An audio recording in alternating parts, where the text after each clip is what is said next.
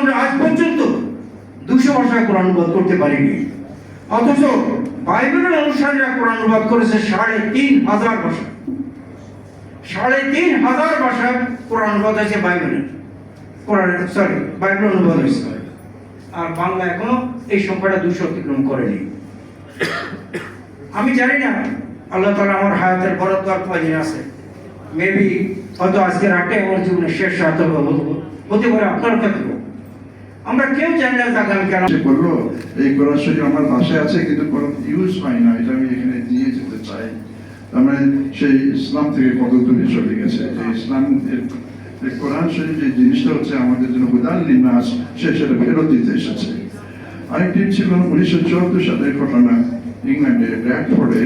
আমার কাছে অনেকদিন থাকার পরে একটি ছেলে, সে মুসলিম হলো এবং সে তার বন্ধুকে ইসলামী সম্বন্ধে দাওয়াত দিতে ছিল, কিন্তু সেই বন্ধুকে সে আমার কাছে নিয়ে আসলো। সে ছিল ক্যাথলিক, সে সাথে ক্যাথলিক একটা ম্যাগাজিনও নিয়ে আসলো। তার মধ্যে লেখা আছে যে ইসলামের যে মূল কথা বা মুসলমানরা যে বলে লা ইলাহা ইল্লাল্লাহ মুহাম্মাদুর রাসূলুল্লাহ, এটা তো কোরআন শরীফেই নাই। এই ম্যাগাজিন সে আমাকে দেখালো। আমি বললাম, দেখো তুমি এই সমস্ত মিথ্যা কথার উপরে কেন নির্ভর করছো, মুসলমানদের কাছে জিজ্ঞাসা করো। আর আমি তোমাকে বলতেছি যে তোমরা যেটা চাইবে সেটাই কি কোরআন শরীফে থাকতে হবে? কিন্তু তুমি যদি মনে করো যে এটার অর্থটা যদি কোরআন শরীফে থাকে তাহলে তোমাকে এটা গ্রহণ করতে হবে। তাই তাকে দেখালাম যে লা ইলাহা ইল্লাল্লাহ শব্দটা এক জায়গায় আছে, মুহাম্মদ রাসূলুল্লাহ শব্দটা বা এই মানেটা যেটা আছে সেটা আরেক জায়গা থেকে আমি পাবো। এই যে ষড়যন্ত্রগুলোর জন্য আমাদেরকে প্রস্তুত থাকতে হবে এবং প্রস্তুত থাকতে ইয়া রব, মুসলমানের হৃদয়ে তুমি সাহস দাও। ঘুমিয়ে যারা রয়েছে তাদের ঘুম ভাঙাও, ঘুম ভাঙাও ইয়া রব।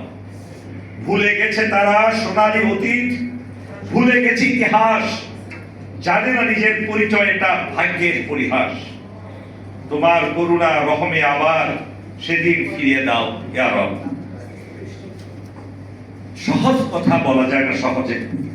পবিত্র কোরআন যে সময় আমরা চর্চা করছি, এটাকে চর্চা বলে।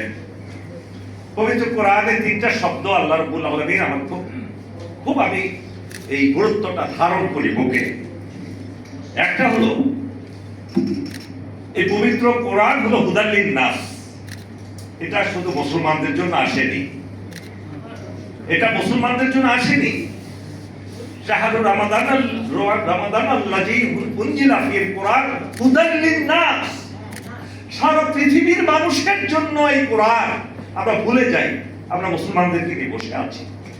যতদূর মনে করে আমি বলেছি যে এটা হলো কোরআনের পরিবেশ করি, এরকম আমরা দেখি কোরআনের পরিবেশ।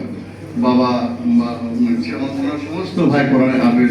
সেটাকে হাউ ইউ ক্যান এক্সপেক্ট যে আপনি কাদেরকে দিয়ে তার ব্যক্তি, তার জাতি, দেশ গ্রহণ করবেন কোরআন দিয়ে? বক্তৃতা অনেক সহজ, কিন্তু বাস্তব হচ্ছে সম্পূর্ণ ভিন্ন। এই জাতিকে শুদ্ধ করতে হলে, জাতির জীবনের গতিপথ চেঞ্জ করতে হলে আপনাকে জাতির হাতে কোরআন তুলে দিতে হবে। কোরআন ছাড়া জাতির গতিপথ চেঞ্জ করার দ্বিতীয় কোনো পথ নাই।